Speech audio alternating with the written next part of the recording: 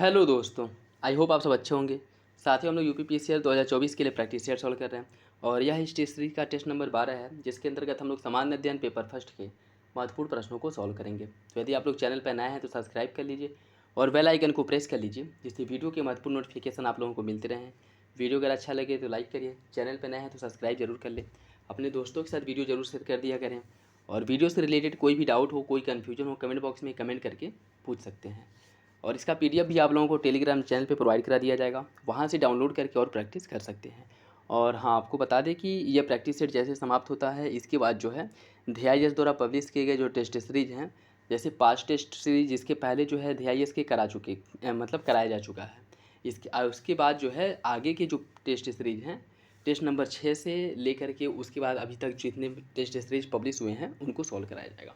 उसके बाद जो अन्य टेस्ट सीरीज हैं, जैसे दृष्टि के हो गए, GS वर्ल्ड के, या फिर स्टडी फॉर सिविल सर्विसेज के, PCS मंत्रा के, उन सबको भी प्रॉपर कवर कराया जाएगा। तो आप लोग बस मेरे साथ बने रहिए और इसके साथ अन्य जो मटेरियल हैं जो आपके एग्जाम के पॉइंट ऑफ व्यू से इंपॉर्टेंट हैं, उसे भी प्रोवाइड कराया जाएगा, जिससे कि आपकी तैयारी और बेहतर हो सके। तो आप लोग बस मेरे साथ बने रहिए और जो भी क्वेश्चन सॉल्व कराए जाते हैं, जो भी प्रैक्टिस सेट सॉल्व कराए जाते हैं, यह मान के चलिए कि वो एग्ज़ाम के पॉइंट ऑफ व्यू से इंपॉर्टेंट हैं, क्योंकि ना आपको आइडिया है ना मुझे आइडिया है कि क्वेश्चंस कहाँ से बनेंगे, कैसे बनेंगे। लेकिन प्रीवियस ईयर के क्वेश्चन पेपर देख करके एक आइडिया लगाया जा सकता है, एक अनुमान लगाया जा सकता है कि क्वेश्चन जो है कहाँ से ज़्यादा पुटअप हो रहे हैं। तो आप लोग कोशिश किया करें कि जो भी प्रैक्टिस सेट सॉल्व कराए जाते हैं उसे अच्छे से सॉल्व किया करें। और क्योंकि इसमें जो प्रैक्टिस सेट अभी जो प्रैक्टिस सेट सॉल्व कराया जाता है, इसमें आप लोगों को नए क्वेश्चंस प्रैक्टिस सेट में, इसके साथ साथ जो है प्रीवियस ईयर के क्वेश्चन पेपर भी आप लोगों को देखने को मिलेंगे। इसमें जो है प्रीवियस ईयर के क्वेश्चन पेपर भी इंक्लूड किए गए हैं, तो यह जो है इस पॉइंट ऑफ व्यू से ज़्यादा इंपॉर्टेंट है। तो यह जो है आप लोग सॉल्व करिए और देखिए आप लोगों के कितने क्वेश्चन सही हो रहे हैं। इससे क्या है कि इसमें बहुत से फैक्ट भी हैं, फैक्ट से रिलेटेड जो भी डाउट रहते हैं वो भी आपके क्लियर हो जाएंगे। ठीक है, तो कोशिश किया करें कि प्रैक्टिस सेट सॉल्व करें। चलिए इसी के साथ वीडियो की शुरुआत करते हैं। क्वेश्चन नंबर फर्स्ट देखिए, भारतीय राष्ट्रीय कांग्रेस के निम्नलिखित अधिवेशनों में से किस एक की अध्यक्षता जवाहरलाल नेहरू ने सर्वप्रथम की थी? लाहौर अधिवेशन, कलकत्ता, लखनऊ या फिर रामगढ़? इसका जो सही आंसर है वो हो जाएगा ऑप्शन ए, लाहौर अधिवेशन, जो 1929 की अधिवेशन हुआ था। यह इसकी अध्यक्षता जवाहरलाल नेहरू द्वारा पहली बार की गई थी, जो रावी नदी के तट पर हुआ था। रावी नदी के तट पर हुआ था, जहाँ पर जवाहरलाल नेहरू ने अर्धरात्रि के समय भारत को यह घोषणा किया था कि आज ही के दिन जो है भारत की स्वाधीनता दिवस के रूप में मनाया जाएगा, और यही अधिवेशन जो है जवाहरलाल नेहरू द्वारा की गई थी। ठीक है, ऑप्शन ए इसका सही हो जाएगा।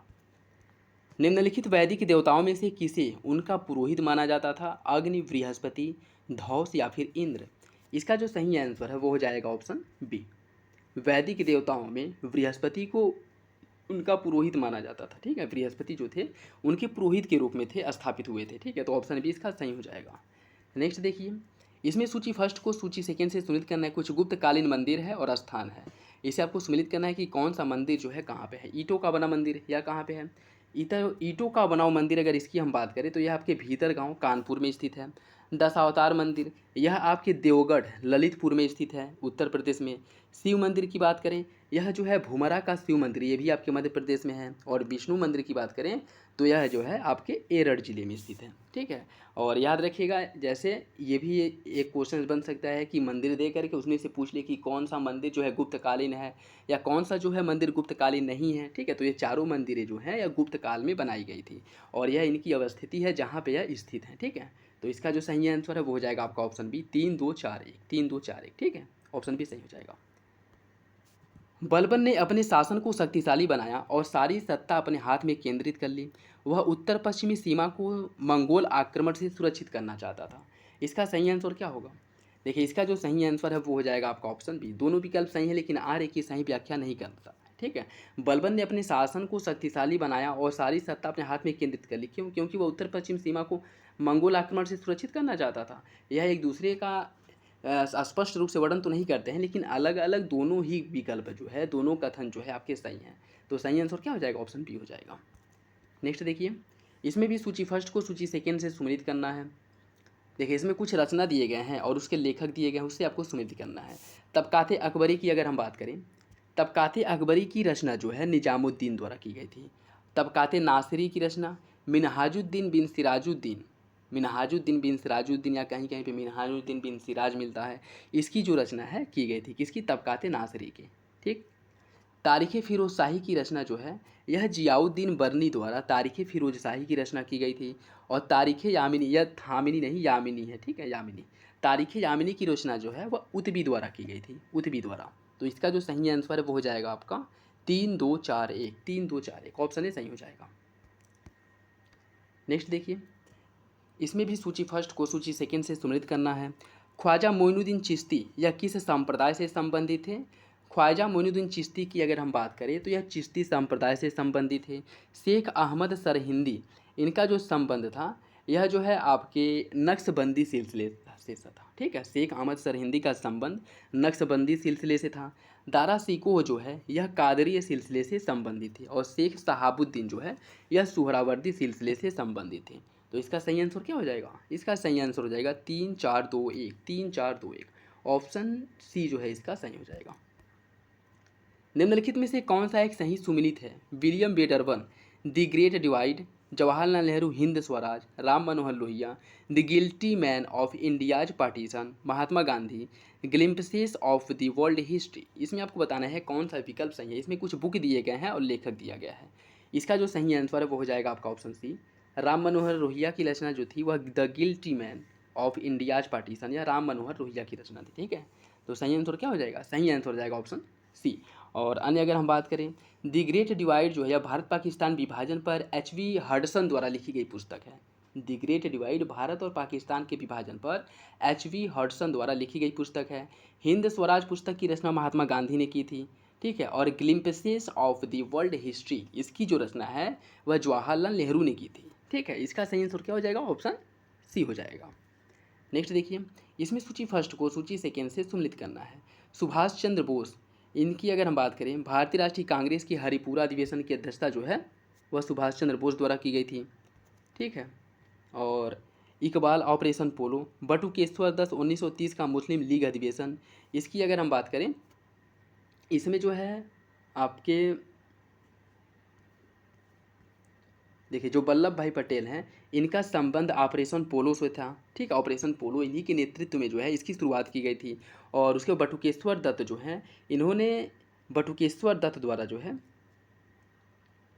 1930 का जो मुस्लिम लीग 1930 का मुस्लिम लीग अधिवेशन जो था यह बटुकेश्वर दत्त से संबंधित है। एक सेकेंड, इकबाल का संबंध जो है वो 1930 के मुस्लिम लीग से है। ठीक है, ऑपरेशन पोलो का जो संबंध है वो आपके सरदार वल्लभ भाई पटेल से है। बटुकेश्वर दत्त का जो संबंध है यह है आपके सेंट्रल असेंबली में जो बम फेंका गया था उसमें एक सदस्य के रूप में बटुकेश्वर दत्त भी थे। ठीक है, तो सुभाष चंद्र बोस इनके द्वारा जो है हरिपुरा अधिवेशन की अध्यक्षता की गई थी। और सरदार वल्लभ भाई पटेल इनका संबंध जो है सरदार वल्लभ भाई पटेल का जो संबंध है वह ऑपरेशन पोलो से है। इकबाल का जो संबंध है वो 1930 के मुस्लिम लीग अधिवेशन से है। और बटुकेश्वर दत्त का जो संबंध है वह आपके सेंट्रल असेंबली में जो बम फेंका गया था उससे संबंधित है। इसका सही आंसर क्या हो जाएगा, 2-3-4-1, 2-3-4-1 ऑप्शन है इसका सही हो जाएगा। ठीक है, याद रखिएगा, इंपॉर्टेंट है। निम्नलिखित अधिवेशनों में से पहली बार किसने गवर्नर जनरल ऑफ बंगाल के पद के लिए प्रावधान किया था। किस रेगुलेशन एक्ट द्वारा जो है बंगाल के गवर्नर जनरल ऑफ बंगाल के पद का प्रावधान किया गया था। इसका जो सही आंसर वो हो जाएगा ऑप्शन ए। रेगुलेटिंग एक्ट 1773 द्वारा जो है जो गवर्नर जनरल था इसका नाम बदल करके बंगाल का गवर्नर जनरल कर दिया गया। ठीक है, और इसके अंतर्गत जो है बंगाल, मद्रास और बम्बई प्रेसिडेंसी का जो शक्ति थी वो भी जो है इसी के अंतर्गत ला दिया गया। ठीक है, तो सही आंसर क्या हो जाएगा, ऑप्शन ए। और आपका अगर ये भी पूछ ले कि बंगाल का पहला गवर्नर जनरल कौन था तो वारेन हेस्टिंग्स जो है वह बंगाल का पहला जो है गवर्नर जनरल था। ठीक है, ये भी याद रखिएगा, इंपॉर्टेंट है। सही आंसर क्या हो जाएगा, ऑप्शन ए हो जाएगा। पंजाब के पूर्व महाराजा दलीप सिंह के विषय में निम्नलिखित में से कौन सा विकल्प सही है। 23 अक्टूबर 1893 को उनका निधन पेरिस में हुआ था। नासिक में उनका अंत्येष्टि किया गया था। उन्होंने कभी भी सिख धर्म नहीं छोड़ा, वह कभी भी रूस नहीं गए। इसमें बताना है कि कौन सा विकल्प सही है। देखिए इसका जो सही आंसर है वो हो जाएगा ऑप्शन ए। 23 अक्टूबर 1893 को इनका निधन जो है पेरिस में हुआ था। यह विकल्प जो है इनके विषय में सही है, अन्य विकल्प जो है वह गलत है। ठीक है, और इसमें अगर हम बात करें, इन्होंने सिख धर्म नहीं छोड़ा था, ये भी गलत है, क्योंकि सिख धर्म छोड़ करके इनके द्वारा ईसाई धर्म को अपना लिया गया था। ठीक है, और इनके द्वारा रूस की यात्रा की गई थी, और इनकी जो अंत्येष्टि हुई थी, इनका जो अंतिम संस्कार हुआ था वह नासिक में नहीं बल्कि इंग्लैंड में हुआ था। ऑप्शन ए इसका सही हो जाएगा। निम्नलिखित बंगाल के गवर्नर जनरलों में से कौन एक तृतीय आंग्ल मैसूर युद्ध से संबंधित है? तृतीय आंग्ल मैसूर युद्ध से किसका संबंध था? इसका जो सही आंसर है वो हो जाएगा ऑप्शन बी, लॉर्ड कॉर्नवालिस का संबंध था तृतीय आंग्ल मैसूर युद्ध से। तृतीय आंग्ल मैसूर युद्ध जो आपका 1790 से लेकर के 1792 के बीच में हुआ था, जिसमें टिप्पू सुल्तान की हार हुई थी, और इसकी हार के बाद श्रीरंगपट्टनम की संधि की गई थी। ठीक है, श्रीरंगपट्टनम की संधि हुई थी। तो ऑप्शन बी इसका क्या हो जाएगा? सही हो जाएगा। निम्नलिखित में से कौन सा एक सही सुमेलित नहीं है? लॉर्ड एलनबरो अवध का विलीनीकरण, लॉर्ड डलहौजी सिंध का विलीनीकरण, लॉर्ड वेलेजली चतुर्थ आंग्ल मैसूर युद्ध, सर जॉन शोर तृतीय आंग्ल मराठा युद्ध। इसमें बताना है कि कौन सा विकल्प सही है। देखिए, इसका जो सही आंसर है वो हो जाएगा आपका ऑप्शन सी, वेलेजली के समय चतुर्थ आंग्ल मैसूर युद्ध हुआ था। और चतुर्थ आंग्ल मैसूर युद्ध की अगर हम बात करें तो यह 1799 ईस्वी में 1799 ईस्वी में चतुर्थ आंग्ल मैसूर युद्ध हुआ था, जिसमें टिप्पू सुल्तान मारा गया था, और यह जो है आपके वेलेजली के समय में ही हुआ था। ठीक है, तो सही आंसर क्या हो जाएगा? Option C. और अगर हम बात करें, एलेनबरो के समय में जो है सिंध का अंग्रेजी राज में विलय कर लिया गया था। ठीक है, सिंध का विलय हुआ था, न कि अवध का। किसके समय में हुआ था? एलेनबरो के समय में 1843 ईस्वी में, 1843 ईस्वी में। ठीक, और डलहौजी के द्वारा जो है कुशासन का आरोप लगा करके अवध का विलय किया गया था। अवध का विलय, सिंध का विलय एलनबरो ने किया था 1843 में, और डलहौजी द्वारा अवध का विलय किया गया था कुशासन का आरोप लगा करके 1856 ईस्वी में, 1856 ईस्वी में। ठीक है, और उसके बाद जो है अगर हम बात करें हेस्टिंग्स की, तो तृतीय आंग्ल जो मराठा युद्ध है वो लॉर्ड हेस्टिंग के समय में हुआ था 1817-18 ईस्वी में, जो सुगौली की संधि द्वारा समाप्त हुआ था। ठीक है, तो इसका सही आंसर क्या हो जाएगा? Option C. निम्नलिखित में से कौन सा एक सही सुमेलित है, ये आपको बताना है। Bhagat Singh, an introduction to the dreamland, an introduction to the dreamland, Bhagat Singh, Subhash Chandra Bose Bandi Jeevan, Sachindra Nath Sanyal Indian struggle, Bhagwati Charan Vohra मैं अनिश्वरवादी क्यों हूँ। इसमें बताना है कि कौन सा विकल्प सही है। देखिए, इसका जो सही आंसर वो हो जाएगा ऑप्शन ए, भगत सिंह द्वारा an introduction to the dreamland की रचना भगत सिंह द्वारा की गई थी। ठीक है, और इसमें अगर हम और बात, सुभाष चंद्र बोस इंडियन स्ट्रगल की रचना जो है सुभाष चंद्र बोस ने की थी। सचिन नाथ सान्याल द्वारा बंदी जीवन की रचना की गई थी, और मैं अनिश्वरवादी क्यों हूँ इसकी रचना भी भगत सिंह द्वारा की गई थी। ठीक है, तो इसका सही आंसर क्या हो जाएगा? ऑप्शन पे। ये इंपॉर्टेंट कुछ बुक हैं, तो याद रखिएगा, क्वेश्चंस कहीं से भी बन सकता है। ठीक है, 1916 में भारतीय राष्ट्रीय कांग्रेस के लखनऊ अधिवेशन की अध्यक्षता किसके द्वारा की गई थी? इसका सही आंसर हो जाएगा ऑप्शन डी, अंबिका चरण मजूमदार द्वारा इसकी अध्यक्षता की गई थी, जहाँ पे कांग्रेस के नरम दल और गरम दल एक हो गए थे, और इसके साथ साथ कांग्रेस और मुस्लिम लीग के बीच भी इसमें समझौता हो गया था। ऑप्शन डी सही हो जाएगा। लखनऊ में हुआ था 1916 में, और अंबिका चरण मजूमदार द्वारा इसकी अध्यक्षता की गई थी। रविंद्रनाथ टैगोर के विषय में निम्नलिखित में से कौन सा एक कथन गलत है? उन्होंने प्राचीन भारत और उसकी संस्कृति का गौरवगान किया। उन्होंने शिवाजी और गुरु गोविंद सिंह को राष्ट्र निर्माता के रूप में देखा। उनके अनेक गीतों में मराठों की बहादुरी का खंडन किया गया है। उन्होंने स्वदेशी आंदोलन के आर्थिक पक्ष का समर्थन किया। आपको बताना है कि कौन सा विकल्प गलत होगा। देखिए, इसका जो सही आंसर है वो हो जाएगा ऑप्शन डी, उनके द्वारा स्वदेशी आंदोलन के आर्थिक पक्ष का समर्थन किया गया था, जो कि गलत है। जो आपके रविंद्रनाथ टैगोर हैं, इन्होंने स्वदेशी आंदोलन के जो आर्थिक पक्ष हैं इनका समर्थन नहीं किया था, और इन्हीं के द्वारा कहा गया था कि भारत में अंग्रेजी कपड़ों को जलाना यह एक निष्ठुर बर्बादी है। ठीक है, यह वक्तव्य जो है रविंद्रनाथ टैगोर का ही है, तो ऑप्शन डी क्या हो जाएगा? गलत हो जाएगा। नेक्स्ट देखिए, शक्ति के विरुद्ध अधिकार की इस लड़ाई में मैं विश्वास की सहानुभूति चाहता हूँ, यह कथन किसका है? इसकी अगर हम बात करें, यह जो कथन है वह महात्मा गांधी का दांडी यात्रा के संदर्भ में, जब दांडी यात्रा इनके द्वारा शुरू किया गया था और सविनय अवज्ञा आंदोलन, तो उन्होंने कहा था कि इस लड़ाई में, शक्ति के विरुद्ध अधिकार की इस लड़ाई में मैं विश्व की सहानुभूति चाहता हूँ। ऑप्शन बी इसका सही हो जाएगा, जो आपका 1930 ईस्वी में दांडी मार्च की शुरुआत की गई थी। ऑप्शन बी हो जाएगा।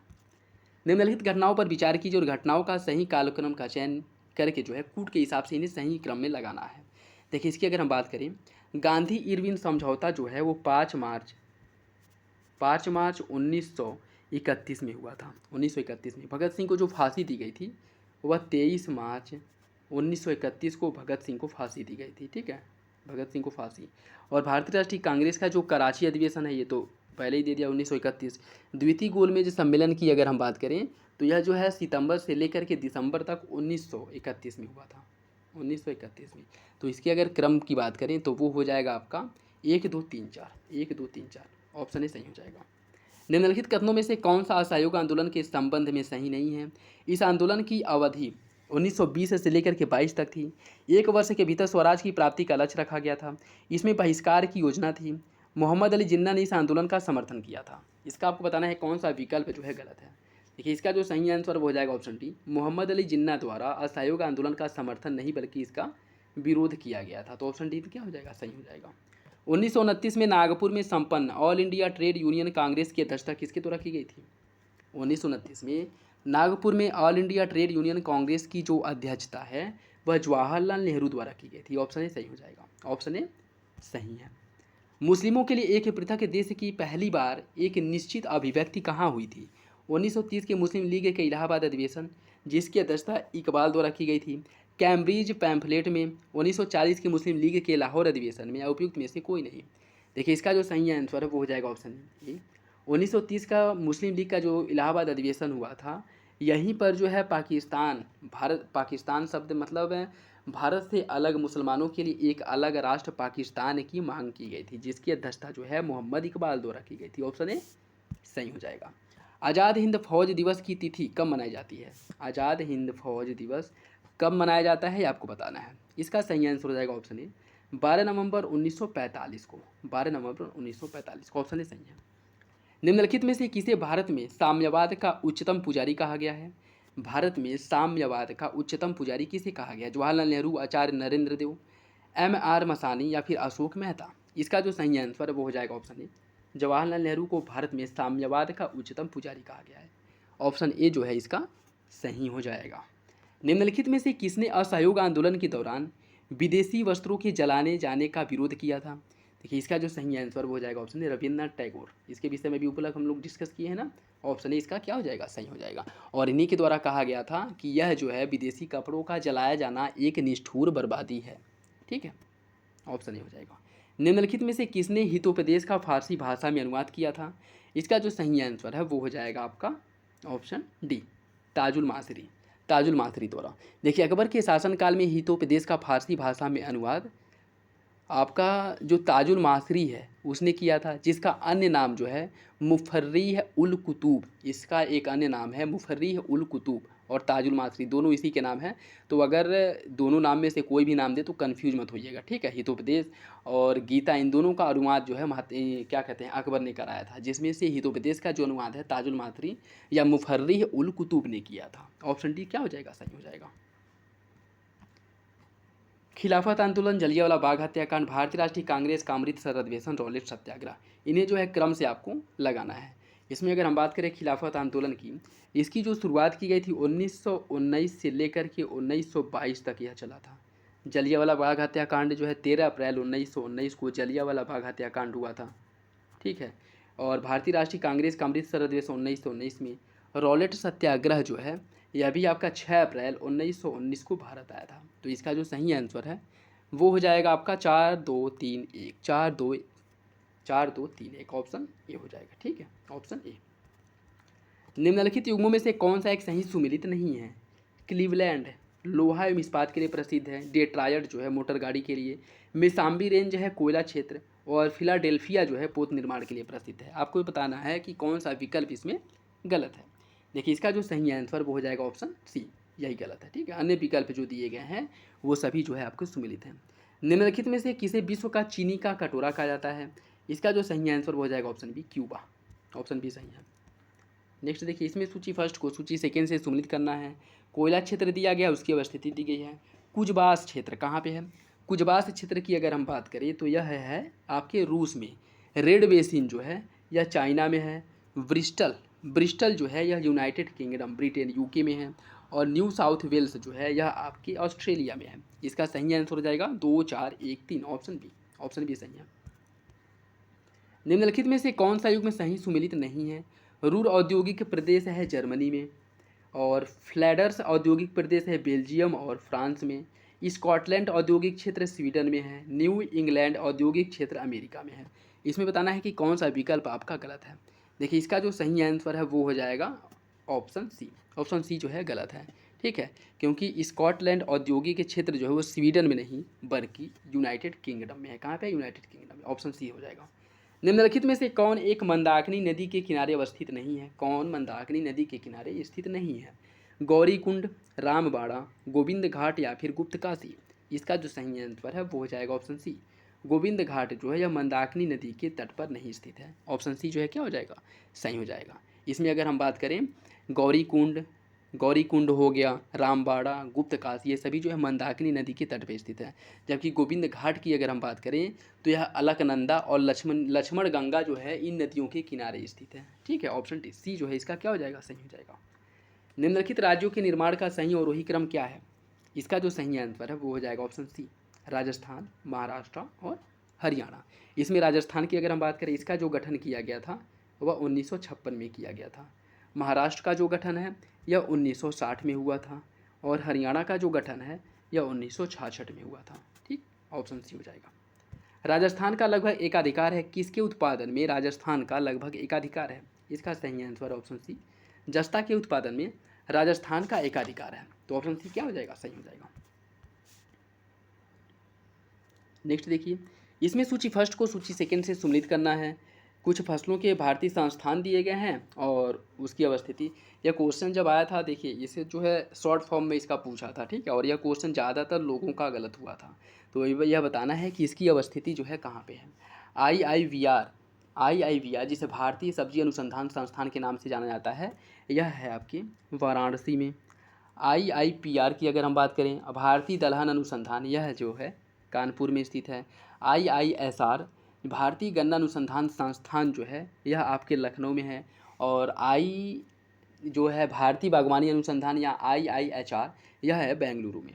IIHR या फिर भारतीय बागवानी अनुसंधान संस्थान जो है यह बेंगलुरु में स्थित है। इसका सही आंसर जो है वो हो जाएगा आपका ऑप्शन डी, 3142। 3142, ठीक। देखिए मैं अपनी तरफ से पूरी कोशिश करता हूँ कि जो क्वेश्चन सॉल्व कराए जाते हैं उनसे रिलेटेड जो भी डाउट हैं और जो भी उससे रिलेटेड फैक्ट हैं वो सारे आपके क्रिस्टल क्लियर हो जाएँ, सारे डाउट जो है ख़त्म हो जाए। फिर भी अगर कहीं भी किसी भी प्रकार का अगर डाउट रह जाता है क्वेश्चन से रिलेटेड तो कमेंट बॉक्स में आप लोग कमेंट करके पूछ सकते हैं, ठीक है। क्योंकि अगर प्रैक्टिस सेट सॉल्व करने का मतलब यही है कि जो भी क्वेश्चंस आप लोग सॉल्व कर रहे हैं उनसे रिलेटेड सारे डाउट आप लोगों के क्लियर हो जाए, ठीक है। जब तक क्लियर ना हो कहीं से भी सोर्स, चाहे आप गूगल करें या फिर से कमेंट बॉक्स में कमेंट करके पूछिए, लेकिन जो है सारे क्वेश्चन सारे डाउट जो है क्लियर करने के बाद ही आगे बढ़िए, ठीक है। नहीं तो फिर वैसे प्रैक्टिस सेट सॉल्व करने का कोई मतलब नहीं है। आप 100 नहीं हज़ारों प्रैक्टिस सेट कर लीजिए, अगर आपके डाउट नहीं क्लियर हो रहे हैं तो फिर कोई मतलब नहीं है प्रैक्टिस सेट सॉल्व करने का। तो आप लोग कोशिश किया करें कि जो भी क्वेश्चन आप लोग सॉल्व करते हैं उनसे रिलेटेड जो भी डाउट है वो क्लियर हो जाए, ठीक है। और कमेंट बॉक्स में भी कमेंट करके क्वेश्चंस कोई भी डाउट हो पूछ सकते हैं, ठीक है। नेक्स्ट देखिए, क्योंकि हम आपको लास्ट मकसद, अंतिम मकसद क्या है, लास्ट लक्ष्य जो है यही है सिलेक्शन लेना, ठीक है। तो और इसके लिए ज़रूरी ये है कि जो भी क्वेश्चंस आप लोग सॉल्व करते हैं अच्छे से सॉल्व करिए। नेक्स्ट देखिए, किशनगंगा सहायक नदी है किसकी? किशनगंगा किसकी सहायक नदी है? इसका जो सही आंसर है वो हो जाएगा ऑप्शन सी, किशनगंगा झेलम की सहायक नदी है, ठीक है। और इसी पर जो है किशनगंगा परियोजना का निर्माण किया गया है और झेलम नदी पर तुलबुल परियोजना का निर्माण किया गया है जो कि एक जल विद्युत और नौका परियोजना से संबंधित है, ठीक है, नौकाजल परियोजना। सही आंसर क्या हो जाएगा? ऑप्शन सी। नेक्स्ट देखिए, इसमें सूची फर्स्ट को सूची सेकेंड से सम्मिलित करना है। फसलों के परियोजना निदेशालय दिए गए हैं और उसके स्थान दिए गए हैं। DRR यह कहाँ पे है? DRR जो है यह कहाँ पे है? DRR की अगर हम बात करें यह जो है आपके नई दिल्ली में है। DRR जो है नई दिल्ली में स्थित है। DWR यह जो है आपका करनाल हरियाणा में स्थित है। DMR जो है, बात करें अगर DMR की, यह जो है आपके हैदराबाद में स्थित है। DPR जो है, एक सेकेंड देखिए, DRR यह जो है आपके हैदराबाद में स्थित है, ठीक है। DWR जो है यह करनाल हरियाणा में स्थित है। DMR जो है यह नई दिल्ली में है और DPR जो है यह कानपुर में है। इसका फुल फॉर्म देख लीजिए, अगर हम बात करें डायरेक्टरेट ऑफ राइट रिसर्च या DRR यह हैदराबाद में स्थित है, ठीक है। और डायरेक्टरेट ऑफ विहिट रिसर्च या DWR या फिर गेहूं अनुसंधान संस्थान जो है यह आपका स्थित है करनाल हरियाणा में स्थित है। ठीक, और उसके बाद जो है DMR की अगर हम बात करें, DMR जो है ये आपके नई दिल्ली में स्थित है। ठीक है, और DPR जो है जो आपका क्या कहते हैं दाल अनुसंधान संस्थान ये आपके कानपुर में स्थित है। तो इसका जो सही आंसर है वो हो जाएगा 3-4-2-1, 3-4-2-1, ऑप्शन सी हो जाएगा। नेक्स्ट देखिए, कुछ तेल शोधन कारखाने दिए गए हैं और राज्य दिया गया है। तटीपाका की अगर हम बात करें तो यह है आपके आंध्र प्रदेश राज्य में। कोयली जो है यह गुजरात में है। ठीक है, कोयली गुजरात में है और कहीं कहीं पे आपको कोयना भी मिलता है, कोयना। ठीक है, कोयना। तो कोयली जो है यह गुजरात में है और अगर कोयना पूछे तो यह महाराष्ट्र में है, कन्फ्यूज मत होइएगा। ठीक, महाराष्ट्र में। नागापट्टनम की अगर हम बात करें यह जो है आपके तमिलनाडु में है। नुमालीगढ़ है असम में। इसका जो सही आंसर है वो हो जाएगा 3-1-2-4, 3-1-2-4, ऑप्शन बी हो जाएगा, ऑप्शन बी। मटर की पत्ती विहीन जाति कौन सी है? मटर की पत्ती विहीन प्रजाति कौन सी है ये आपको बताना है। इसका सही आंसर हो जाएगा ऑप्शन सी, अरपड़ा। बरानी द्वीप किस फसल की किस्म है? बरानी द्वीप जो है किस फसल की एक किस्म है? इसका सही आंसर हो जाएगा ऑप्शन सी, धान की। बहार एक प्रसिद्ध प्रजाति है किस फसल की? इसका सही आंसर हो जाएगा ऑप्शन सी, अरहर की। अरहर की एक प्रजाति है। नेक्स्ट देखिए, कुछ संस्थान दिए गए और स्थान दिया गया है। CSSR यह कहाँ पे है? इसकी अगर हम बात करें CSSR या फिर central soil salinity research institute या केंद्रीय मृदा लवणता अनुसंधान संस्थान, यह जो है आपके करनाल हरियाणा में स्थित है। CTCRI की अगर हम बात करें central tuber crops research institute या फिर से केंद्रीय कंदफल अनुसंधान संस्थान, यह जो है आपके तिरुवनंतपुरम में स्थित है।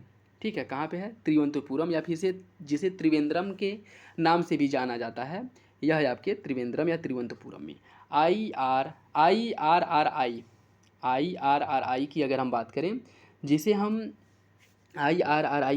करें तो इसे जो है इंटरनेशनल राइस रिसर्च इंस्टीट्यूट के नाम से जाना जाता है या फिर अंतर्राष्ट्रीय चावल अनुसंधान संस्थान जो आपके फिलीपींस मनीला में स्थित है।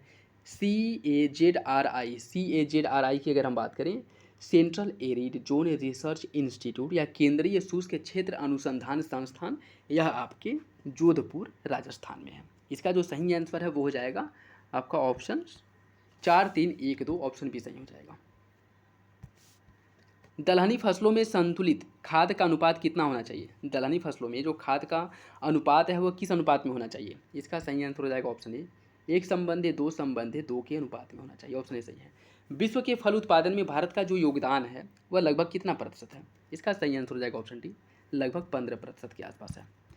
पूसा बोल्ड एक प्रजाति है किस फसल की? इसका जो सही आंसर वो हो जाएगा ऑप्शन बी, यह सरसों की एक प्रजाति है। संकर धान की खेती सबसे अधिक लोकप्रिय है कहाँ पे? इसका सही आंसर हो जाएगा ऑप्शन बी, चाइना में जो है संकर धान की खेती सर्वाधिक लोकप्रिय है, ऑप्शन बी सही है। राष्ट्रीय कृषि विपणन संस्थान कहाँ पे है? राष्ट्रीय कृषि विपणन संस्थान की अगर हम बात करें तो यह आपके जयपुर में है। जयपुर में स्थित है राष्ट्रीय कृषि विपणन संस्थान।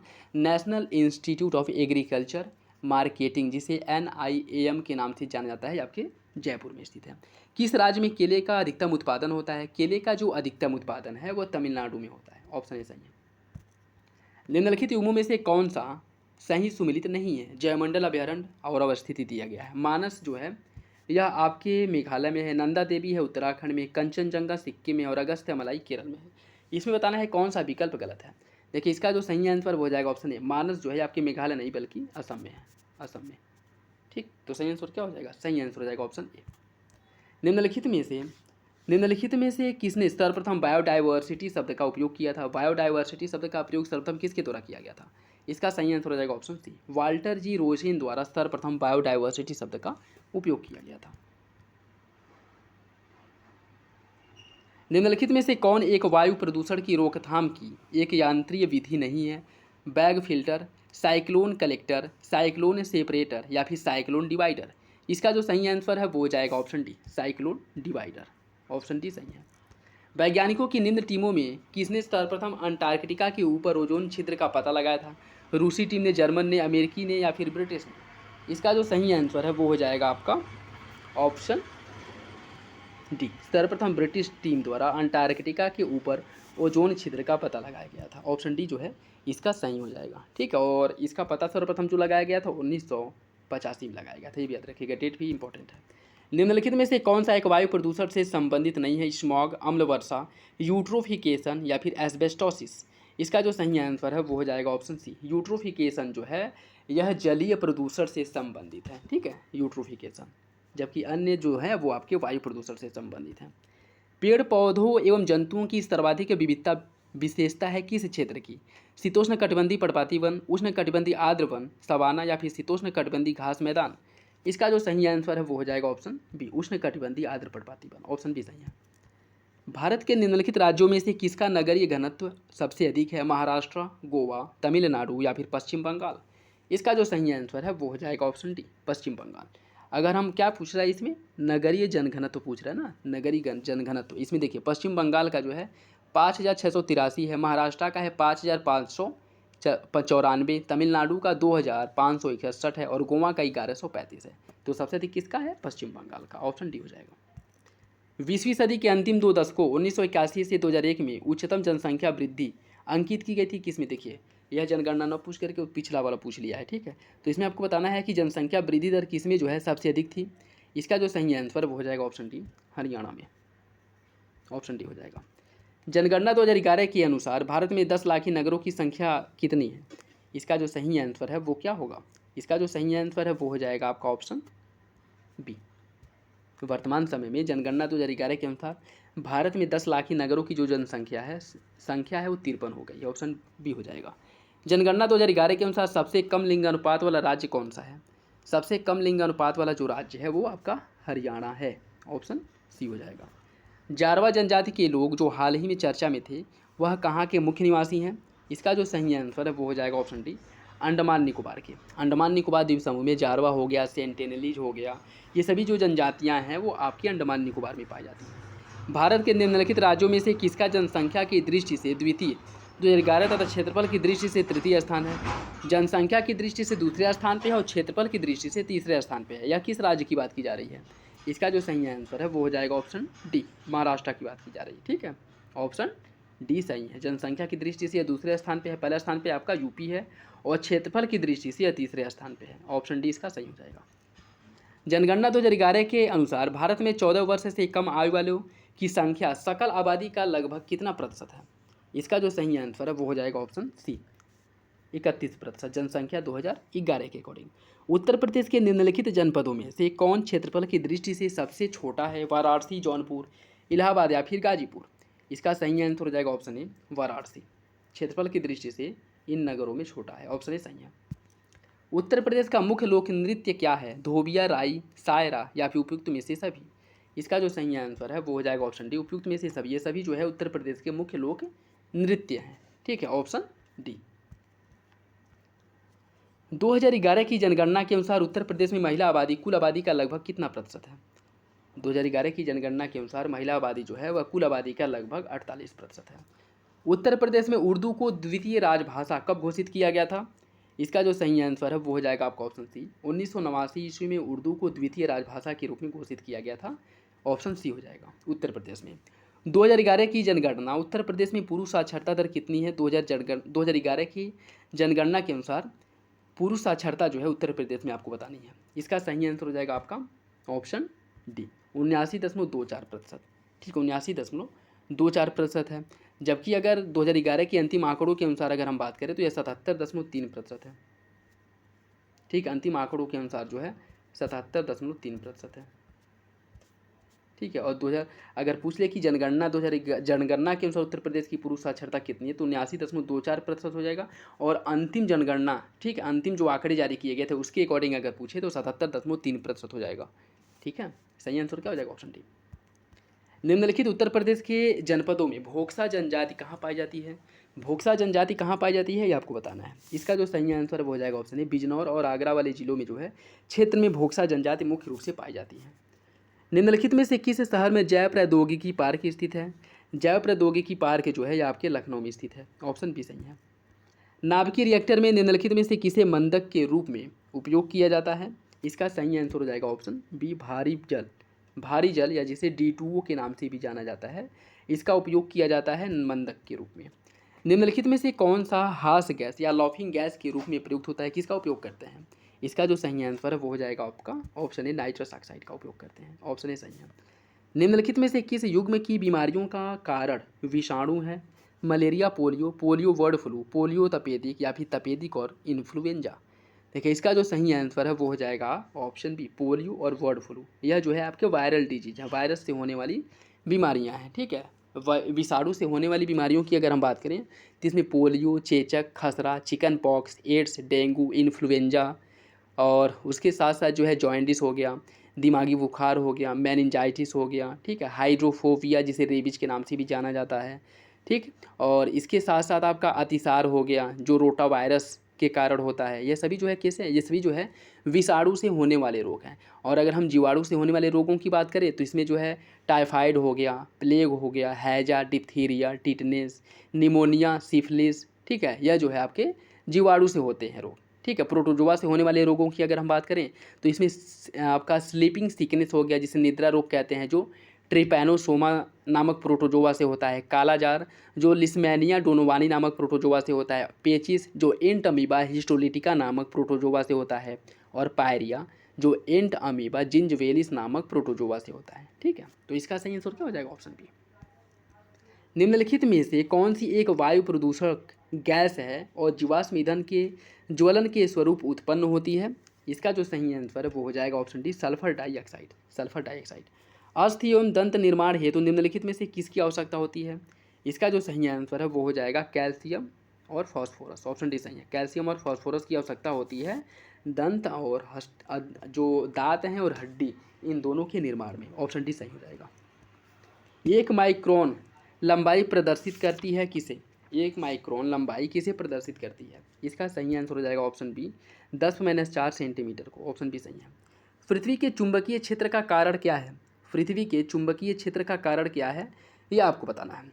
इसका जो सही आंसर है वो हो जाएगा ऑप्शन ए, भूक्रोड़ के अंदर की जो चक्रण धाराएँ हैं, पृथ्वी के अंदर जो चक्री धाराएँ चलती हैं, ठीक है, चक्री धाराएँ, इसकी वजह से जो है आपका पृथ्वी में चुंबकीय चुंबकत्व का गुण देखने को मिलता है। ऑप्शन ए सही हो जाएगा। निम्नलिखित में से किसके प्रयोग से आंखों के निकट दृष्टि दोष को दूर किया जाता है? निकट दृष्टि दोष में किस लेंस का उपयोग किया जाता है? इसका सही आंसर हो जाएगा ऑप्शन ए, निकट दृष्टि दोष में अवतल लेंस का उपयोग किया जाता है, जबकि दूर दृष्टि दोष में उत्तल लेंस का। इसका हो जाएगा ऑप्शन ए।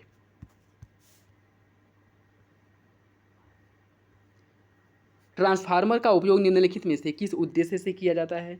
ट्रांसफार्मर का जो उपयोग है यह किया जाता है आपका प्रत्यावर्ती धारा विभव को उपचाई अथवा अपचाई करने के लिए। प्रत्यावर्ती धारा विभव को उपचाई अथवा अपचाई करने के लिए ट्रांसफार्मर का उपयोग किया जाता है। ठीक है, देखिए आगे इसमें हम बात करें कुछ अन्य जो उपकरण हैं, जैसे माइक्रोफोन का उपयोग जो है ध्वनि ऊर्जा को विद्युत ऊर्जा में बदलने के लिए किया जाता है। डायनामो का उपयोग यांत्रिक ऊर्जा को विद्युत ऊर्जा में बदलने के लिए। लाउड स्पीकर का उपयोग विद्युत ऊर्जा को ध्वनि ऊर्जा में। विद्युत सेल का रासायनिक ऊर्जा को विद्युत ऊर्जा में। इलेक्ट्रिकल मोटर का विद्युत ऊर्जा को यांत्रिक ऊर्जा में। इसका सही आंसर क्या हो जाएगा? ऑप्शन सी। नेक्स्ट देखिए, कुछ अणु दिए गए हैं, उनकी उपस्थिति दिया गया है। विटामिन बी 12, विटामिन बी 12 में क्या पाया जाता है? बात करें अगर विटामिन बी 12 में, तो इसमें पाया जाता है आपका कोबाल्ट। विटामिन बी 12 में कोबाल्ट पाया जाता है। ठीक है, हीमोग्लोबिन, इसमें लोहा पाया जाता है। क्लोरोफिल में मैग्नीशियम पाया जाता है। और चैल्कोपायराइड की अगर हम बात करें, इसमें पाया जाता है तांबा या फिर कॉपर। इसका सही आंसर हो जाएगा 2 4 1 3, 2 4 1 3। ऑप्शन ए सही हो जाएगा। ऑप्शन ए सही है, 2 4 1 3। पुच्छल तारे की पूंछ की दिशा सदैव होती है किसकी तरफ? इसका सही आंसर हो जाएगा आपका ऑप्शन ए, सूर्य से दूरी की ओर। सूर्य से दूर। ऑप्शन ए सही है। ब्लूटूथ तकनीकी अनुमति देती है किसकी? ब्लूटूथ तकनीकी जो है किसकी अनुमति देती है? इसका सही आंसर हो जाएगा ऑप्शन डी, उपकरणों के बीच वायरलेस संचारण का। उपकरणों के बीच वायरलेस संचारण की अनुमति देती है। ऑप्शन डी सही है। कमरे में लगा हुआ वातानुकूलन क्या नियंत्रित करता है? केवल तापक्रम, केवल आर्द्रता एवं तापक्रम, केवल दाब एवं तापक्रम या फिर आर्द्रता, दाब एवं तापक्रम। देखिए इसका जो सही आंसर है वो हो जाएगा ऑप्शन बी, केवल आर्द्रता और तापक्रम को नियंत्रित करता है वातानुकूलन, या फिर जो एसी लगे होते हैं कमरे में उसकी बात कर रहा है। ऑप्शन बी सही है। निम्नलिखित में से किसका भारत में ऊर्जा उत्पादन में सबसे अधिक योगदान है? इसका जो सही आंसर है वो हो जाएगा आपका ऑप्शन सी। ऑप्शन सी जो है इसका सही हो जाएगा। ठीक, किसी व्यक्ति का पूरा प्रतिबिंब देखने के लिए एक समतल दर्पण की न्यूनतम ऊंचाई कितनी होनी चाहिए? इसका सही आंसर हो जाएगा ऑप्शन बी, व्यक्ति की ऊंचाई की आधी होनी चाहिए किसी भी व्यक्ति के पूरा प्रतिबिंब देखने के लिए। ऑप्शन बी सही है।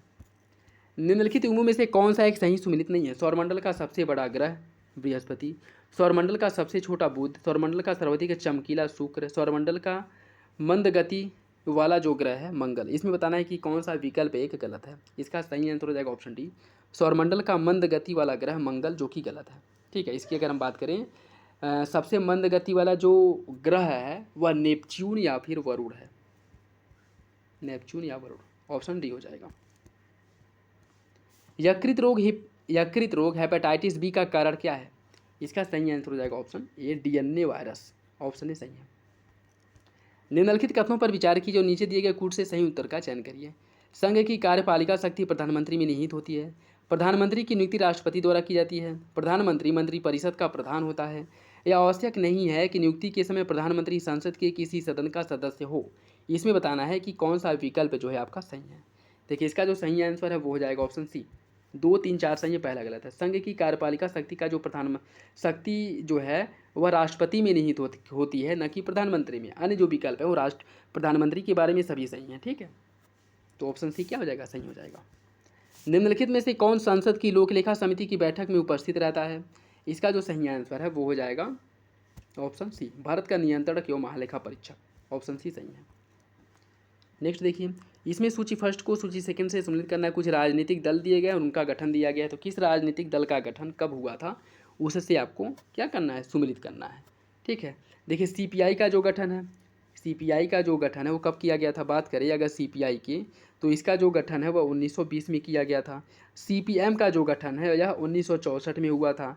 और AIMDMK का जो गठन 1972 में, और तेलुगु देशम पार्टी का गठन 1982 में। इसका जो सही आंसर हो 2, 3, 1, 4 ऑप्शन ए हो जाएगा। ठीक, राज्य विधानमंडल के निर्वाचन हेतु सिद्धांतों में कौन शामिल है? यह वयस्क मताधिकार के आधार पर होगा। प्रत्येक क्षेत्रीय निर्वाचन क्षेत्र के लिए केवल एक निर्वाचक सूची होगी। धर्म, प्रजाति, लिंग आदि के लिए निर्वाचक सूची बनाने में कोई स्थान नहीं होगा। राजनीतिक दलों को अपने स्वयं के मानक स्थापित करने की स्वतंत्रता होगी। इसका सही आंसर क्या होगा? देखिए, इसका जो सही आंसर है वो हो जाएगा ऑप्शन सी, पहला, दूसरा, तीसरा सही, चौथा गलत है।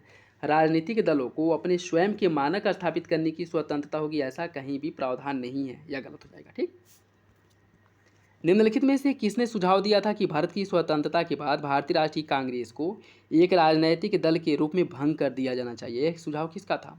इसका सही आंसर हो जाएगा ऑप्शन डी, महात्मा गांधी ने कहा था कि आज़ादी के बाद, स्वतंत्रता के बाद जो भारतीय राष्ट्रीय कांग्रेस है उसे की जो एक राजनीतिक दल के रूप में इसे जो है क्या करना चाहिए? भंग कर देना चाहिए। ऑप्शन डी सही हो जाएगा। नेक्स्ट देखिए, इसमें सूची फर्स्ट को सूची सेकेंड से सम्मिलित करना है। कुछ आपके अनुच्छेद दिए गए हैं और विषय दिया गया है। ठीक है, इसमें आपको बताना है कि कौन सा विषय जो है किससे संबंधित है। देखिए, इसमें अगर हम बात करें अनुच्छेद 54 में जो है राष्ट्रपति के निर्वाचन का प्रावधान किया गया है, राष्ट्रपति के निर्वाचन का। अनुच्छेद 75 की अगर हम बात करें, अनुच्छेद 75 जो है इसमें प्रावधान किया गया है प्रधानमंत्री की नियुक्ति का। अनुच्छेद 155 में राष्ट्रपति द्वारा राज्यपाल की जो नियुक्ति की जाती है उसका प्रावधान किया गया है। और अनुच्छेद 164 में जो है राज्य के मुख्यमंत्री और मंत्रिपरिषद की नियुक्ति जो राज्यपाल द्वारा की जाती है उसका उल्लेख किया गया है। ठीक है, तो इसका जो सही आंसर है वो हो जाएगा आपका 4, 3, 2, 1, ऑप्शन बी हो जाएगा। निम्नलिखित में से कौन सा है कि व्यय भारत की संचित निधि पर भारित नहीं होता है? भारत के मुख्य न्यायाधीश के वेतन और भत्ते, भारत के नियंत्रक महालेखा परीक्षक के वेतन और भत्ते, भारत के प्रधानमंत्री के वेतन और भत्ते, संघ लोक सेवा आयोग के अध्यक्ष के वेतन और भत्ते। इसमें बताना है कौन सा विकल्प गलत है। देखिए, इसका जो सही आंसर है वो हो जाएगा आपका ऑप्शन सी, भारत के प्रधानमंत्री के वेतन और भत्ते या भारत की संचित निधि पर भारित नहीं होते। ठीक है, ऑप्शन सी सही हो जाएगा। भारत के राष्ट्रपति चुने जाते हैं किस प्रक्रिया द्वारा? केवल राज्यसभा के सदस्यों से, केवल लोकसभा के सदस्यों से, केवल राज्यों की विधानसभाओं के लोकसभा के सदस्यों द्वारा, या फिर राज्यसभा, लोकसभा और राज्यों की विधानसभाओं के निर्वाचित सदस्यों द्वारा? इसका सही आंसर हो जाएगा ऑप्शन डी, ऑप्शन डी जो है सही है। और इसका उल्लेख अनुच्छेद 54 में किया गया है। निम्नलिखित में से कौन सा एक कथन सही है? धन विधेयक राज्यसभा में पुनर्स्थापित किया जा सकता है। धन विधेयक संसद के दोनों सदनों में किसी भी सदन में स्थापित किया जा सकता है। धन विधेयक लोकसभा में पुनर्स्थापित नहीं किया जा सकता, या फिर धन विधेयक केवल लोकसभा में पुनर्स्थापित किया जा सकता है। इसका सही आंसर हो जाएगा ऑप्शन डी, धन विधेयक जो है केवल लोकसभा में ही लाया जा सकता है। राज्यसभा से संबंधित निम्नलिखित कथनों में से कौन सा एक सही है? राज्यसभा का विघटन नहीं होता है। इसके सदस्य राज्यों में प्रादेशिक निर्वाचन क्षेत्रों में प्रत्यक्ष निर्वाचन द्वारा चुने जाते हैं। राज्यसभा यथाशीघ्र अपने किसी सदस्य को अपना सभापति चुनता है। या फिर भारत के महान्यायवादी को राज्यसभा में बोलने का अधिकार नहीं है। इसमें बताना है कौन सा विकल्प सही है। देखिए इसका जो सही आंसर है वो हो जाएगा ऑप्शन ए, राज्यसभा का विघटन नहीं होता, जिसका उल्लेख किसमें किया गया है। इसकी अगर हम बात करें, इसका उल्लेख जो है 1983 में किया गया है कि राज्यसभा का विघटन किसी भी नहीं कंडीशन में नहीं होता है। इसके सदस्य जो है प्रत्येक 2 वर्ष के अंतराल के बाद अपना पद जो है छोड़ते हैं। ठीक है, ऑप्शन ए हो जाएगा। भारतीय संसद में शामिल है कौन। भारतीय संसद की अगर हम बात करें, इसमें जो है राष्ट्रपति और संसद के दोनों सदन अर्थात लोकसभा और राज्यसभा इनसे मिल करके भारतीय संसद का निर्माण होता है। ऑप्शन डी हो जाएगा। भारत ने समवर्ती सूची की संकल्पना किस देश से ली थी। भारत द्वारा समवर्ती सूची की संकल्पना जो है अमेरिका के संविधान से, स्विट्जरलैंड के संविधान से, ऑस्ट्रेलिया के संविधान से या फिर यूएसएसआर के संविधान से। इसका जो सही आंसर वो हो जाएगा ऑप्शन सी, समवर्ती सूची जो है ऑस्ट्रेलिया के संविधान से लिया गया है। ठीक है, ऑप्शन सी हो जाएगा। और ऑस्ट्रेलिया के संविधान से जैसे समवर्ती सूची हो गया, प्रस्तावना की भाषा हो गया, केंद्र और राज्यों के मध्य शक्तियों का विभाजन, ठीक है, ये सभी जो है ऑस्ट्रेलिया के संविधान से ली गई हैं। ऑप्शन सी हो जाएगा। निम्नलिखित में से कौन सा एक कथन राज्य सूची के विषय में सही नहीं है। संसद की जो शक्ति है उसके बारे में सही नहीं है। राज्यसभा को घोषित करना होगा कि ऐसा करना राष्ट्रीय हित में है। राज्यसभा को उपस्थित और मत देने वाले सदस्यों में से कम 2/3 सदस्यों द्वारा समर्थित संकल्प पारित करना होगा। ऐसी विधि संपूर्ण भारत या उसके किसी भाग के लिए बनाई जा सकती है। राज्य सूची में सम्मिलित विषय के संबंध में राष्ट्रीय हित में विधि केवल राज्यसभा बना सकती है। इसमें आपको बताना है कि कौन सा विकल्प आपका गलत है। देखिए इसका जो सही आंसर है वो हो जाएगा ऑप्शन डी, राज्य सूची से सम्मिलित विषय के संबंध में राष्ट्रीय हित में विधि केवल राज्यसभा बना सकती है, जो कि गलत है। गलत है, ठीक है, ऑप्शन डी हो जाएगा। यह जो बनाने का आपका जो अधिकार है वो संसद के पास है। राज्यसभा क्या करती है, राज्यसभा इसकी सिफारिश करती है। ठीक है, ऑप्शन डी हो जाएगा। निम्नलिखित में से कौन सा कथन राज्यों के निर्माण के बारे में सही नहीं है। संसद विधि द्वारा एक नए राज्य का निर्माण कर सकती है। इस प्रकार की विधि में संविधान की पहली अनुसूची और चौथी अनुसूची के संशोधन का प्रावधान होगा। इस प्रकार की विधि को अनुच्छेद 368 के प्रयोजन के लिए संविधान का संशोधन समझा जाएगा। इस प्रयोजन के लिए विधेयक संसद में तब तक पुनर्स्थापित नहीं किया जा सकता जब तक कि इसे उस राज्य के विधानमंडल को निर्दिष्ट नहीं कर दिया गया है जिसके क्षेत्र सीमाओं या नाम में परिवर्तन करना है। आपको बताना है कौन सा विकल्प गलत है। देखिए इसका जो सही आंसर है वो हो जाएगा ऑप्शन सी, इस प्रकार की विधि को अनुच्छेद 368 के तहत संशोधन माना जाएगा, जो कि गलत है।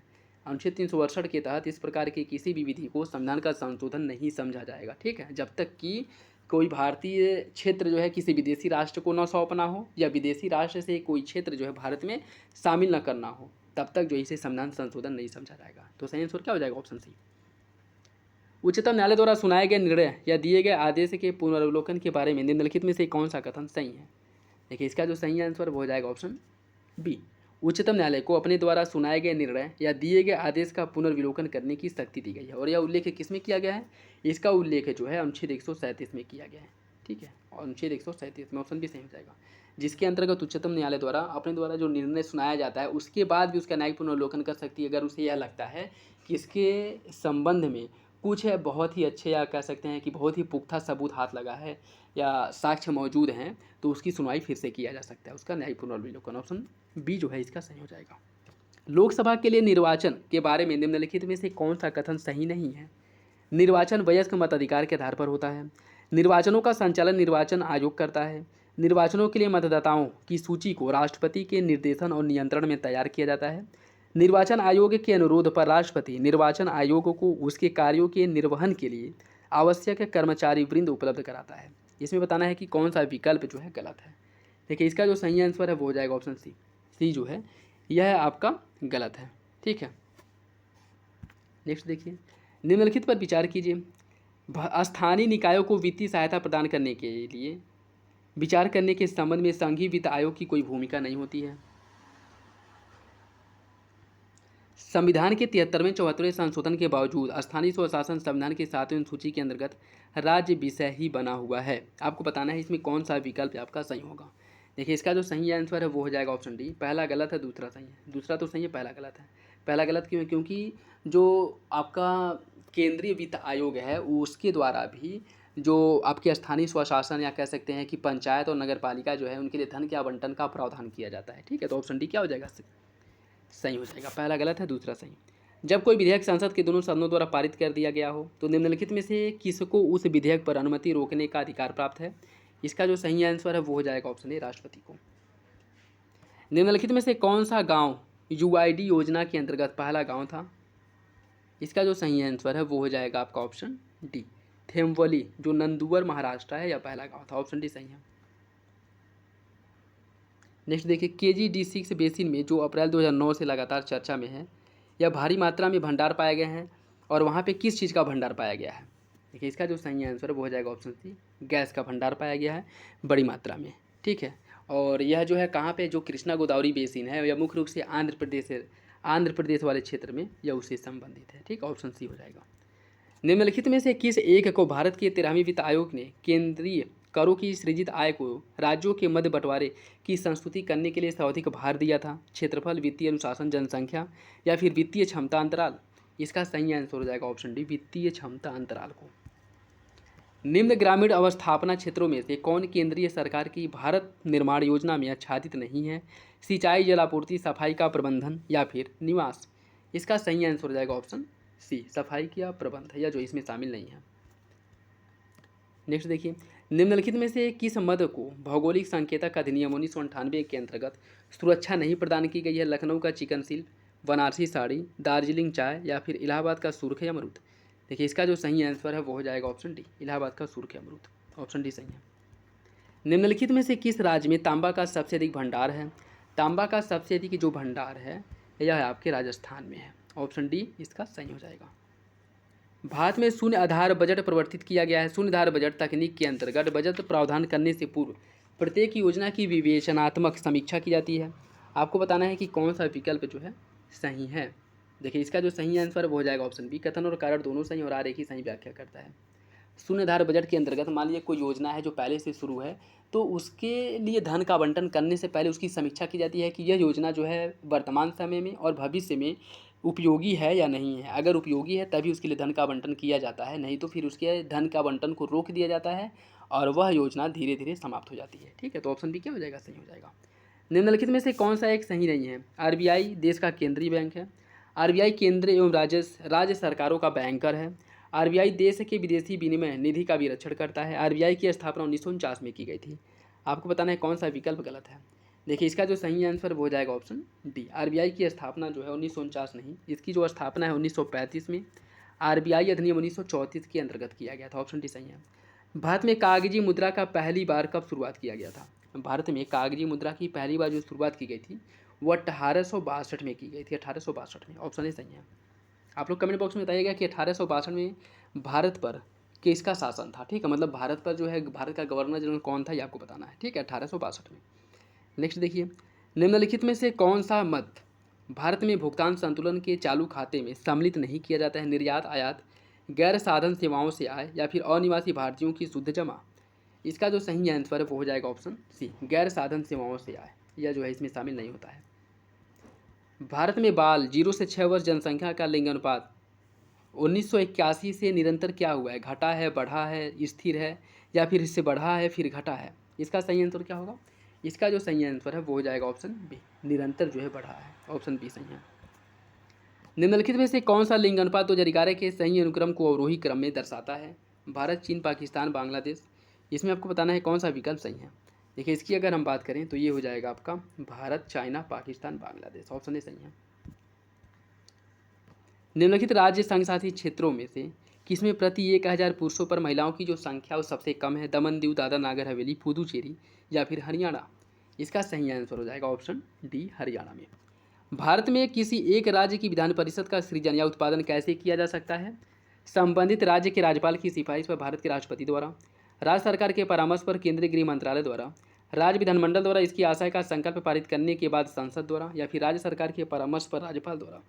देखिए इसका जो सही आंसर है वो हो जाएगा ऑप्शन सी, राज्य विधानमंडल की सिफारिश पर संसद द्वारा जो है विधान परिषद का निर्माण या फिर उसकी समाप्ति की जा सकती है। और इसका जो उल्लेख किया गया है वो संविधान के अनुच्छेद 169 में किया गया है। ऑप्शन सी इसका सही हो जाएगा। निम्नलिखित में से कौन किसी भारतीय राज्य की प्रथम महिला मुख्यमंत्री थी? इसका सही आंसर हो जाएगा ऑप्शन ए, सुचेता कृपलानी, जो उत्तर प्रदेश की पहली महिला मुख्यमंत्री थी, जो 1963 में उत्तर प्रदेश की मुख्यमंत्री बनी थी। ठीक, ऑप्शन ए हो जाएगा। नेक्स्ट देखिए, इसमें सूची फर्स्ट को सूची सेकंड से सुमित करना है। कुछ कमेटी दी गई है और उसका विषय दिया गया है, तो और बताना है आपको कौन सा विषय जो है किससे संबंधित है। ठीक है, देखिए इसमें अगर हम बात करें, इसमें अगर हम बात करें नरसिम्हन समिति का जो संबंध था वो वित्तीय क्षेत्र में सुधार से संबंधित था। राजा चिल्लैया कमेटी का जो संबंध है वो कर सुधार से संबंधित है। सरकारिया आयोग का जो संबंध है वो केंद्र राज्य संबंध से है। और वेंकट चिल्लैया समिति का जो संबंध है वो संवैधानिक सुधार से है। इसका जो सही आंसर वो हो जाएगा आपका 2 3 4 1, ऑप्शन बी 2 3 4 1।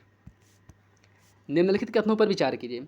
जब तक संसद विधि द्वारा अन्यथा उपबंध न करे, उच्चतम न्यायालय तथा प्रत्येक उच्च न्यायालय की सभी कार्यवाही अंग्रेजी में होगी। संघ तथा राज्य स्तर पर सभी विधेयकों, संशोधनों, अधिनियमों, अध्यादेशों, आदेशों, नियमों, विनियमों और उपविधियों के प्राधिकृत पाठ केवल अंग्रेजी में होंगे। आपको बताना है इसमें कौन सा विकल्प सही है। देखिए इसका जो सही आंसर है वो हो जाएगा ऑप्शन सी। दोनों विकल्प सही हैं, ऑप्शन सी सही हो जाएगा। भारत के संविधान की कौन सी अनुसूची में राष्ट्रपति तथा राज्यपाल को संदाय किए जाने वाली उपलब्धियां सम्मिलित की गई हैं? मतलब उन्हें जो भुगतान की जाती है, उन्हें जो दिया जाता है पैसा या जो उनका वेतन और भत्ते हैं, इसका उल्लेख किसमें किया गया है ये आपको बताना है। देखिए इसका जो सही आंसर है वो हो जाएगा ऑप्शन बी। दूसरे अनुसूची में इसका उल्लेख किया गया है। ठीक, ऑप्शन बी हो जाएगा। निम्नलिखित में से कौन से एक स्थान की अवस्थिति उनमें अधिकतम पश्चिमवर्ती है? बीकानेर, दीव, जैसलमेर या फिर पोरबंदर? इसका जो सही आंसर है वो हो जाएगा ऑप्शन डी, पोरबंदर। यह सबसे पश्चिम में स्थित है। निम्नलिखित राज्यों में से किस एक में अधिकतम मात्रा में कोयले के भंडार हैं? इसका सही आंसर हो जाएगा ऑप्शन सी। झारखंड में सबसे बड़ा कोयला भंडार है, ऑप्शन सी सही हो जाएगा। संवहनी वर्षा का निम्नलिखित में से कौन सा एक लक्षण नहीं है? अपराह्नकालीन वर्षा, मतलब दोपहर के समय वर्षा, फुहार, तड़ित तथा गरज, मूसलाधार वर्षा। इसमें आपको बताना है कौन सा विकल्प सही होगा।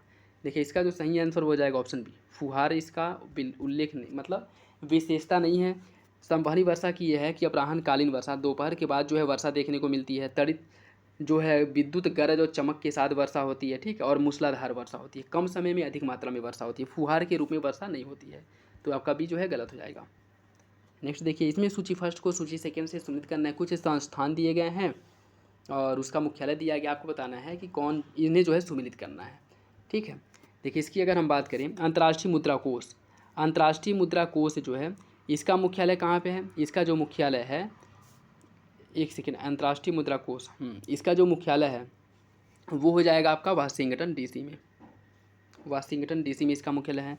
अंतर्राष्ट्रीय श्रम संगठन ILO, इसका जो मुख्यालय है, इसका अगर हम बात करें तो यह जो है आपके जिनेवा में है। ILO इंटरनेशनल जो श्रमिक संगठन है उसकी बात कर रहा है, ठीक है। और उसके बाद है अंतर्राष्ट्रीय परमाणु ऊर्जा अभिकरण। अंतर्राष्ट्रीय परमाणु ऊर्जा अभिकरण की अगर हम बात करें, इसका मुख्यालय जो है वियना, ऑस्ट्रिया में है। और अंतर्राष्ट्रीय नागर विमानन संघ, इसकी जो स्थापना है वो आपके मॉन्ट्रियल में है। इसका सही आंसर जो है वो हो जाएगा ऑप्शन ए, 4132, 4132, ऑप्शन ए सही है। निम्नलिखित भारतीय नगरों में से किसकी अवस्थिति सबसे अधिक दक्षिणवर्ती है? सबसे अधिक दक्षिण में कौन स्थित है? हैदराबाद, विशाखापत्तनम, पणजी या फिर बेलगाम? इसका जो सही आंसर है वो हो जाएगा option C, Panaji, option C सही है। निम्नलिखित में से कौन सा सार्वजनिक क्षेत्र, निम्नलिखित में से कौन जो है सार्वजनिक क्षेत्र के रक्षा प्रतिष्ठान है? Goa shipyard, Bharat dynamics limited, Mishra Dhatu Nigam limited? इसका सही आंसर क्या होगा? इसका सही आंसर जो है वो हो जाएगा ऑप्शन डी। ये सभी जो हैं आपके सार्वजनिक क्षेत्र के उपक्रम हैं, ठीक है। ऑप्शन डी सही हो जाएगा। नेक्स्ट देखिए, इसमें भी सूची फर्स्ट को सूची सेकेंड से सम्मिलित करना। कुछ खिलाड़ी दी गई हैं और उनका संबंध जो है किस से खेल से है उससे सम्मिलित करना है, ठीक है। देखिए इसकी अगर हम बात करें, अरमान इब्राहिम का जो संबंध है यह तैराकी से है। जोसना चिनप्पा, इनका संबंध जो है स्क्वाश से है। एड्रियन डिसूजा, इनका जो संबंध है वो हो जाएगा आपका हॉकी से। और करण रस्तोगी का जो संबंध है यह है आपके लॉन टेनिस से। इसका जो सही आंसर है वो हो जाएगा आपका, ये हो जाएगा आपका ऑप्शन सी, 2-1-5-3, 2-1-5-3। नेक्स्ट देखिए, इसमें भी सूची फर्स्ट को सूची सेकेंड से सम्मिलित करना है। कुछ व्यक्ति दिए गए हैं और संस्थान दिए, यह छोड़िए क्योंकि यह जो है उसके प्रमुख दिया है और वर्तमान समय में जो है सभी प्रमुख जो है चेंज हो चुके हैं, ठीक है, हाल ही में, तो वो कैपेबल नहीं है। निम्नलिखित युगों में से कौन सा एक सही सुमिलित नहीं है? गोल गुंबद है आपके हैदराबाद में, गोल गुंबद हैदराबाद में है। एतमादुद्दौला का मकबरा है आगरा में। शेरशाह का मकबरा सासाराम में है। और रानी रूपमती का मकबरा है अहमदाबाद में। इसमें बताना है कि कौन सा विकल्प गलत है। देखिए इसका जो सही आंसर है वो हो जाएगा ऑप्शन ए, गोल गुंबद की अगर हम बात करें तो यह हैदराबाद नहीं बल्कि कहाँ पे है? बीजापुर में है। गोल गुंबद जो है आपके बीजापुर में स्थित है, बीजापुर में, ऑप्शन ए सही हो जाएगा। बगलिहार पनबिजली परियोजना जो है कहाँ पे स्थित है? बगलिहार पनबिजली परियोजना कहाँ स्थित है, ये आपको बताना है। इसका सही आंसर हो जाएगा ऑप्शन बी, जम्मू कश्मीर के डोडा जिले में स्थित है बगलिहार पनबिजली परियोजना, जम्मू कश्मीर के डोडा जिले में। ठीक है, तो सही आंसर क्या हो जाएगा? सही आंसर जो है वो हो जाएगा आपका ऑप्शन बी। निम्नलिखित कथनों पर विचार कीजिए। मेगावाट, मेगाबाइट, एमबी बाइट के तथ्य के यह जो है इसमें आपको बताना है, एक बाइट आंकड़ों की ऐसी कोई इकाई है जिसकी लंबाई 8 द्विआधारी आंकड़े हैं। द्विअंक का एकल द्विआधारी मान 0 अथवा 1 होता है। इसमें बताना है कौन सा विकल्प सही है। देखिए इसका जो सही आंसर हो जाएगा ऑप्शन डी, सभी विकल्प जो है वो सही है। निम्नलिखित कथनों पर विचार कीजिए। ब्लूटूथ प्रौद्योगिकी दिए गए परिवेश के अनुरूपण को प्रयोग में लाता है। आभासी वास्तविकता मोबाइल फ़ोन तथा कंप्यूटर के अंतर्योजन के लिए लघु परास वेतार संबंध को प्रयोग में लाता है। इसका बताना है कौन सा विकल्प सही है। देखिए इसका जो सही आंसर है वो हो जाएगा ऑप्शन सी, दोनों विकल्प आपके सही हो जाएंगे। नेक्स्ट देखिए, इसमें सूची फर्स्ट को सूची सेकेंड से सम्मिलित करना है। कुछ मंदिर दिए गए हैं और स्थान दिया गया है। बृहदेश्वर मंदिर कहाँ पे है? बात करें अगर हम बृहदेश्वर मंदिर की, तो ये आपके तंजावुर में है। बृहदेश्वर मंदिर है तंजावुर में, ठीक है। और विश्वनाथ मंदिर जो है, विश्वनाथ मंदिर की अगर हम बात करें, विश्वनाथ मंदिर जो है यह है आपके खजुराहो में। विश्वनाथ मंदिर खजुराहो में है। कामाख्या मंदिर है गुवाहाटी में, और सैंथोम कैथेड्रल जो चर्च है यह आपके चेन्नई में है। ठीक है, इसका सही आंसर क्या हो जाएगा? इसका सही आंसर हो जाएगा 3 4 1 2, ऑप्शन सी सही है, 3 4 1 2। नेक्स्ट देखिए, इसमें भी सूची फर्स्ट को सूची सेकेंड से सम्मिलित करना है। इसमें अगर हम बात करें, कुछ विद्वान दिए गए हैं और उनकी रचना दी गई है, इन्हें जो है सम्मिलित करना है। इसमें पाणिनि, पाणिनि द्वारा किसकी रचना की गई थी? बात करें अगर हम पाणिनि की, पाणिनि द्वारा जो है अष्टाध्यायी की रचना की गई थी। ठीक है, कल्हड़ द्वारा राजतरंगड़ी की रचना की गई थी। बारह मिहिर द्वारा जो है बृहत संहिता की रचना की गई थी। और लब्धाचार्य द्वारा वेदांग ज्योतिष की रचना की गई थी। लब्ध मुनि, जिन्हें लब्ध मुनि के नाम से भी जाना जाता है, इनके द्वारा वेदांग ज्योतिष की रचना की गई थी। ठीक है, तो इसका सही आंसर क्या हो जाएगा? इसका सही आंसर हो जाएगा 4 1 2 3, ऑप्शन ए हो जाएगा 4 1 2 3। अनुवांशिक इंजीनियरिंग अनुमोदन कमेटी निम्नलिखित केंद्रीय मंत्रालयों में से किस एक के अधीन कार्य करती है? इसका जो सही आंसर है वो हो जाएगा ऑप्शन ए, विज्ञान एवं प्रौद्योगिकी मंत्रालय के अंतर्गत यह कार्य करती है। भारत का केवल एक ही सजीव ज्वालामुखी कहाँ पे है? वाई वाइरम गोर जलसैल, वाइरम गोर जलसैल, पाक की खाड़ी, छोटा लिटिल निकोबार या फिर बैरन द्वीप। इसका जो सही आंसर वो हो जाएगा ऑप्शन डी, बैरन द्वीप पर स्थित है। ऑप्शन डी सही है। ठीक, डिंका जनजाति जिसके सदस्य विश्व में सबसे लंबे व्यक्तियों में से एक हैं, जो अक्सर चर्चा में रहते हैं, निम्नलिखित में से किस देश में पाए जाते हैं? अफगानिस्तान, उज्बेकिस्तान, स्पेन या फिर सूडान। इसका जो सही आंसर है वो हो जाएगा ऑप्शन डी, यह मुख्य रूप से कहाँ पाए जाते हैं? सूडान में। क्योटो उपसंधि या प्रोटोकॉल का मुख्य विषय क्या है? क्योटो प्रोटोकॉल का मुख्य विषय क्या है, ये आपको बताना है। देखिए इसका जो सही आंसर है वो हो जाएगा ऑप्शन बी, भूमंडलीय तापन। भूमंडलीय तापन से संबंधित है क्योटो प्रोटोकॉल। क्योटो प्रोटोकॉल जो कि आपके जापान में हुआ था, और यह जो है 1997 जापान में हुआ था, और यह भूमंडलीय तापन से संबंधित है। निम्नलिखित में से कौन सा विटामिन एस्कॉर्बिक अम्ल का उत्तम स्रोत है? अंगूर, अनानास, अमरूद या फिर पालक। कूट के हिसाब से सही आंसर का चयन करना है। देखिए इसका जो सही आंसर वो हो जाएगा ऑप्शन डी, ये सभी जो है अंगूर, अमरूद, अनानास, पालक, ये सभी जो है विटामिन सी या एस्कॉर्बिक एसिड जो है इसके मुख्य घटक हैं। ऑप्शन डी हो जाएगा। नेक्स्ट देखिए, कुछ इसमें ग्रंथ दी गई और हार्मोन दिया गया है। किस ग्रंथ से किस हार्मोन का स्त्रावण होता है उससे जो है आपको सुमिलित करना है। देखिए इसकी अगर हम बात करें, अधिवृक्क ग्रंथि जो है इससे एल्डोस्टेरॉन का हार्मोन, ये एल्डोस्टेरॉन हार्मोन का स्त्रावण होता है। अग्नाशय से जो है इससे ग्लूकागॉन हार्मोन का स्त्रावण होता है। और थायराइड या ऑटू ग्रंथि से जो है कैल्सिटोनिन का स्त्रावण होता है। ठीक है, इसका जो सही आंसर है वो हो जाएगा आपका ऑप्शन बी, 1 3 2, 1 3 2। निम्नलिखित समुच्चयों में से कौन सा विटामिन बी समुदाय का भाग नहीं है? कौन विटामिन बी समुदाय का भाग नहीं है आपको बताना है। देखिए इसका जो सही आंसर है वो हो जाएगा option D, thiamine, riboflavin, biotin, निकोटिनिकम। यह जो विटामिन बी से संबंधित नहीं है, विटामिन बी समुदाय का नहीं है। ठीक है, अन्य जो हैं वो सभी विटामिन बी समुदाय के हैं। ठीक है, इसमें अगर हम बात करें, इसमें नेक्स्ट देखिए, इसमें जो है कुछ आविष्कार दिए गए हैं और उसके खोजकर्ता दिए गए हैं, उससे जो है आपको सम्मिलित करना है। ठीक है, देखिए इसकी अगर हम बात करें, लोलक घड़ी, लोलक घड़ी की खोज किसके द्वारा की गई थी? क्रिश्चियन व्हिंजल्स द्वारा। ठीक है, मशीन गन की खोज किसके द्वारा की गई थी? बात करें अगर मशीन गन की, इसकी खोज की गई थी रिचर्ड गैलिंग द्वारा। रिचर्ड गैलिंग द्वारा। ठीक है। इसके बाद है आपका विघटनाभिकता, इसकी जो खोज की गई थी वो किया गया था एंटोयन बैकुरेल द्वारा। एक्सरे की खोज जो है यह डब्ल्यू के रॉन्टजन द्वारा की गई थी। सही आंसर हो जाएगा 1 3 2 4 ऑप्शन बी हो जाएगा। एमनेस्टी इंटरनेशनल का मुख्यालय कहाँ पे है? एमनेस्टी इंटरनेशनल का मुख्यालय कहाँ पे है?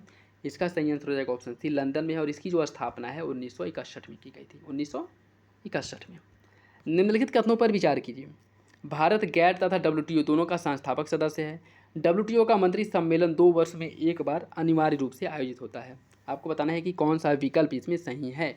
देखिए इसका जो सही आंसर है वो हो जाएगा ऑप्शन सी, दोनों विकल्प सही हैं, ऑप्शन सी हो जाएगा। भारत में नागरिकता से संबंधित सभी विषयों के संबंध में उपबंध करने की शक्ति किसे प्राप्त की है? इसका सही आंसर हो जाएगा ऑप्शन ए, संसद के पास है, ऑप्शन ए सही हो जाएगा। अजुराइट निम्नलिखित में से किसका अयस्क है? एल्यूमिनियम का, तांबा का, सोना का या फिर पारा का? इसका सही आंसर हो जाएगा ऑप्शन बी, यह जो है अजुराइट जो है तांबे का अयस्क है, ऑप्शन बी सही हो जाएगा। हरे पौधों के पत्तों द्वारा सौर विकिरण के निम्नलिखित भाग कार्यक्रमों में से कौन से अवशोषित होता है? अवरक्त लाल और नीला, बैगनी नीला और नारंगी, पराबैगनी हरा और नारंगी। इसका सही आंसर क्या होगा? इसका जो सही आंसर है वो हो जाएगा ऑप्शन बी, लाल और नीला, ऑप्शन भी सही है। नेक्स्ट देखिए, निम्नलिखित कथनों पर विचार कीजिए। रक्त का असमानतः लसिका केवल एक दिशा में ही बहती है। लसिका में पाचन हुए वसा विद्यमान होते हैं। इसमें आपको बताना है कि कौन सा विकल्प सही है। देखिए इसका जो सही आंसर है वो हो जाएगा ऑप्शन सी, दोनों विकल्प सही हैं। नेक्स्ट देखिए, रासायनिक दृष्टि से साबुन क्या है? एक मंद अम्ल है, मंद क्षार है, पैराफिन है या फिर लवण है? इसका सही आंसर हो जाएगा ऑप्शन बी, यह मंद क्षार है, ऑप्शन बी सही है। नेक्स्ट देखिए, पुलिस द्वारा अति तीव्र गति से चल रही गाड़ियों को पकड़ने वाला यंत्र निम्नलिखित में से किस एक पर आधारित होता है? डापलर प्रभाव पर, केर प्रभाव पर, टॉमसन प्रभाव पर या सीबेक प्रभाव पर? इसका सही आंसर हो जाएगा ऑप्शन ए, यह जो है डॉपलर प्रभाव पर आधारित होता है, ऑप्शन ए सही है। निम्नलिखित में से कौन सा एक पोषक लौह का उत्तम स्रोत नहीं है? गुड़, गिरी, मछली या फिर दूध? इसका सही आंसर हो जाएगा ऑप्शन सी, मछली। ठीक, ये था आज का last question. I hope video आप लोगों को अच्छा लगा होगा। वीडियो अगर अच्छा लगे तो लाइक करिए और अपने दोस्तों साथियों के साथ ज़रूर शेयर कर दिया करें। और कितने क्वेश्चंस आप लोगों के सही हुए हैं कमेंट बॉक्स में ज़रूर बताइएगा। और जिस क्वेश्चन में कन्फ्यूजन हो वो कमेंट बॉक्स में कमेंट करके पूछ सकते हैं।